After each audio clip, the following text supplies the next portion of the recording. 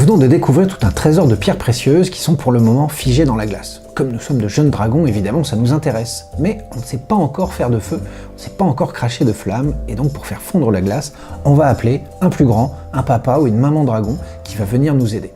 Par contre, il va falloir essayer de récupérer tous ces trésors, on verra bien qui en a le plus. Le jeu est composé d'une colonne d'anneaux. Vous l'aurez compris, on les a remplis de trésors, et si jamais je soulève en fait l'anneau qui est ici, des pierres précieuses vont tomber un peu partout sur le plateau. Il s'agit donc d'un jeu de pari, vous allez essayer quand c'est votre tour de prendre le jeton de la couleur qui vous offrirait le plus de gains, le plus de pierres précieuses tombées.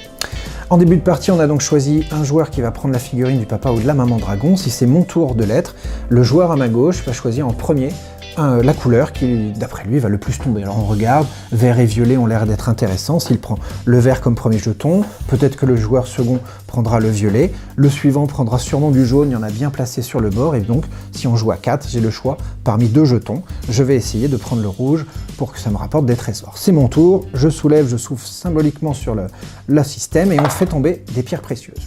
Vous avez vu peut-être, certaines pierres malheureusement tombent dans les trous du glacier, c'est pour personne, mais sinon tous les joueurs peuvent récupérer les pierres qui leur reviennent. J'avais pris du rouge, vert peut prendre les siennes, violet en avait pris, là on a eu de la chance, on a tous eu une pierre précieuse.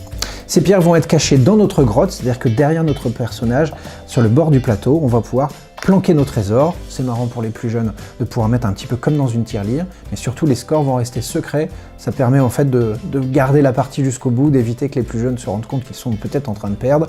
On verra ça à la fin du jeu. Quand le tour est donc fini, tous les jetons sont remis de côté. Je passe la figurine au joueur suivant, il sera donc à nouveau le dernier. Notre premier joueur sera aussi ici, je vais avoir la 3e place. Durant toute la partie, vous serez à tour de rôle, premier, deuxième, troisième et dernier joueur du jeu. La fin du jeu, c'est quand on aura fini toute la pile et récupéré tous les trésors. À ce moment-là, on pourra soulever et découvrir à l'intérieur de la boîte. Chacun dans son coin va pouvoir récupérer son trésor. On va compter et voir qui est le plus riche. Bonne partie!